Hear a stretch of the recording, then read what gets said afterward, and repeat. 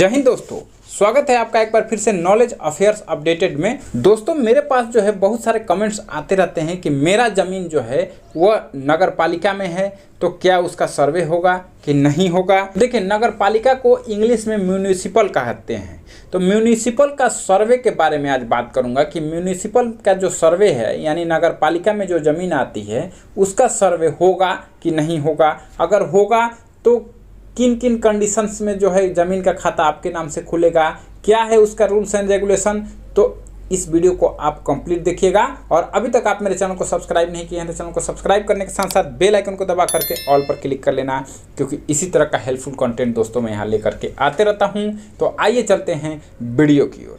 दोस्तों बहुत सारे ऐसे कमेंट्स आ रहे हैं कि नगर पालिका का जो है सर्वे होगा कि नहीं होगा, यानी म्यूनिसिपल सर्वे होगा कि नहीं होगा। तो देखिए, इस पर जो है भूमि एवं राजस्व मंत्रालय का सीधा सा स्पष्ट आदेश यह है दोस्तों कि म्यूनिसिपल सर्वे के मामले में सर्वेक्षण का कार्य बाद में होगा, यानी सबसे पहले जो है ग्रामीण क्षेत्र का सर्वे किया जाएगा, उसके बाद जो है म्यूनिसिपल का सर्वे किया जाएगा, यानी जो है नगर पालिका में जो ज़मीन आती है उसका सर्वे बाद में किया जाएगा।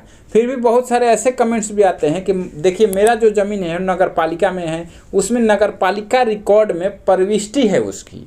ध्यान दीजिएगा, यहाँ पर नगर पालिका रिकॉर्ड में प्रविष्टि है तो उसका स्वामित्व का कोई साक्ष्य नहीं है।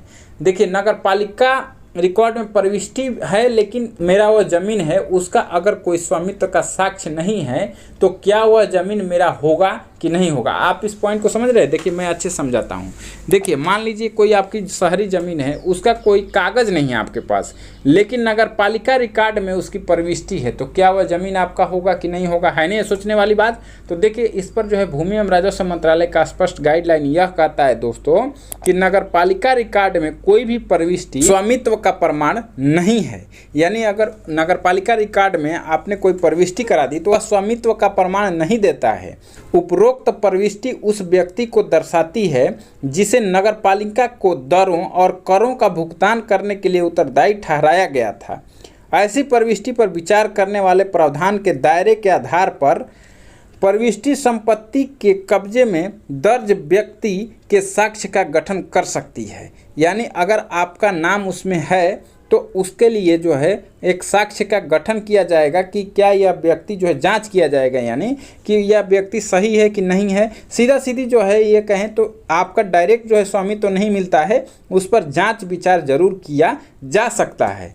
कई वर्षों में फैली ऐसी प्रविष्टियां यह दर्शाती हैं रिकॉर्ड में दर्ज व्यक्ति प्राधिकरण को संपत्ति से संबंधित कर का भुगतान कर रहा था और स्थानीय प्राधिकरण द्वारा उसे करों का भुगतान करने के लिए उत्तरदायी व्यक्ति के रूप में स्वीकार किया जा रहा था।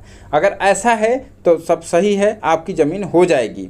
और इसका एक केस का रेफरेंस भी दिया हुआ है कि RVE बेंकचला गौडर बनाम AV और BP मंदिर AIR 2003 SC 4548।